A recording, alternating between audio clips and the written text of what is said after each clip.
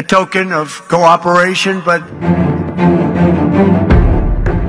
মার্কিন president Donald Trump দাবি করেছিলেন তিনি 6 মাসে 6টি যুদ্ধ শেষ করেছেন। তবে মার্কিন নাগরিকদের একটি বড় অংশই তার কূটনৈতিক দক্ষতা নিয়ে সন্তুষ্ট নন। নোবেল পুরস্কারের স্বপ্নে বিভোর ট্রাম্প জনপ্রিয়তা হারাচ্ছেন নিজ দেশেই। সম্প্রতি ট্রাম্পের জনসমর্থন নিয়ে একটি প্রতিবেদন প্রকাশ করেছে আন্তর্জাতিক গবেষণা ও জনমত জরিপ প্রতিষ্ঠান YouGov. The Economist YouGov poll জরিপে ট্রাম্পের প্রতি সমর্থন কমে যাওয়ার তথ্য উঠে আসে।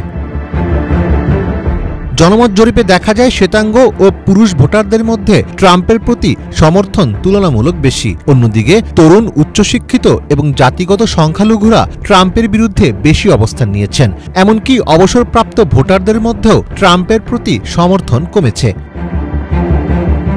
চলতি বছরের ফেব্রুয়ারিতে ট্রাম্পের বৈদেশিক নীতিতে জনসমর্থনের ধারার হার ছিল 2, কিন্তু তা ধারাবাহিকভাবে কমে এখন দাঁড়িয়েছে -14-তে। রাশিয়া ইউক্রেন সংঘাত মোকাবেলায় তার জনসমর্থনের ধারার হার বর্তমানে -10। জেনজিদের মধ্যে জরিপ অনুযায়ী তার জনপ্রিয়তা 19 থেকে -19-এ এসে পৌঁছেছে, অর্থাৎ এরই মধ্যে বিপরীত সংকেত দেখা দিয়েছে।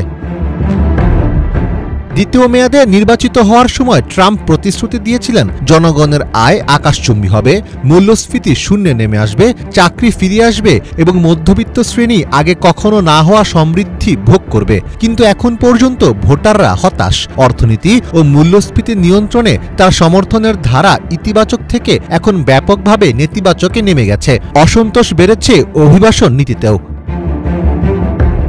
যুক্তরাষ্ট্রের রাজনীতিতে দ্য ইকোনমিস্ট ইউগভ পোল বেশ জনপ্রিয়। এটি এমন এক ধরনের অনলাইন জরিপ ল্যাব যেখান থেকে বোঝা যায় মানুষ কি ভাবছে। সাপ্তাহিকভাবে হাজারো মানুষের উপর জরিপ চালানো হয়। ট্রাম্প, বাইডেন বা অন্যান্য নেতার জনসমর্থনের ধারা এখান থেকে সহজেই বোঝা যায়।